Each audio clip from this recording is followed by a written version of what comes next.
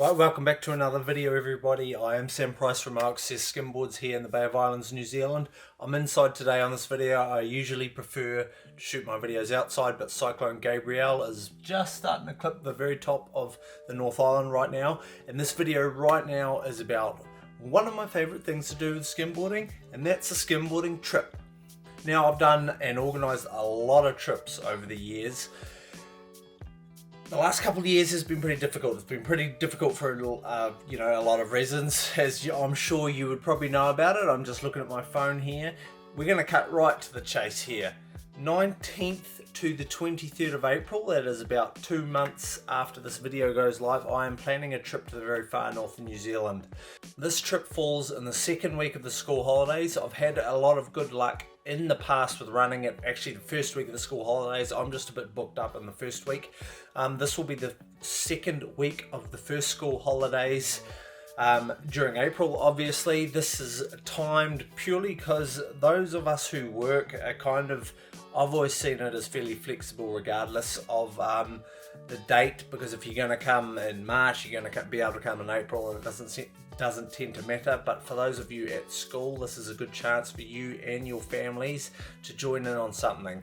The 19th is a Wednesday, so we're going to be starting moving around on the Wednesday all the way through to the Sunday. Now, of course, your own dates, you're perfectly okay to stay for longer or arrive earlier or sort your own sort of travel and movements around. You're welcome to come for the weekend, although we will be in the very far north of New Zealand, right up the top around the Hohora area.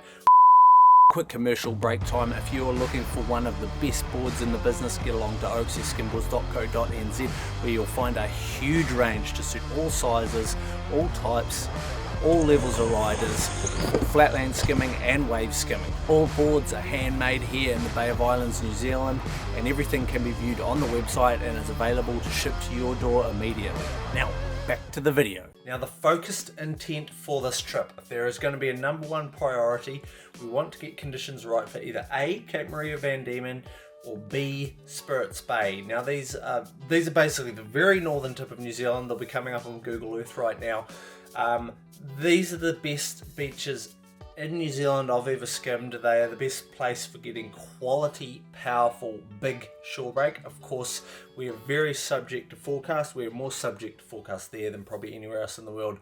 We do have a lot of, I'm not going to say fallback spots, but another lot of quality spots that come probably the second priority after those. One of those being Henderson Bay. We have creek sessions at Rātawa. I will also have a winch, my tug winch in tow, as well as a Thundercat boat. So there's going to be plenty of options available.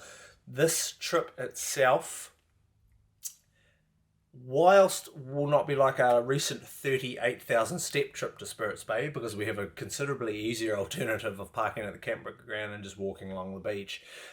This trip is really about exploration, fun, meeting people, not just rolling up to a car park and skimming for 3 hours and leaving. These trips people have always enjoyed these, and it is about their overall experience of experiencing nature, the beach, the ocean, and people and food and all sort of everything that comes around with not just a 2-hour session at the beach, but a few-day experience with like-minded people typically from all ages and all backgrounds and things like that.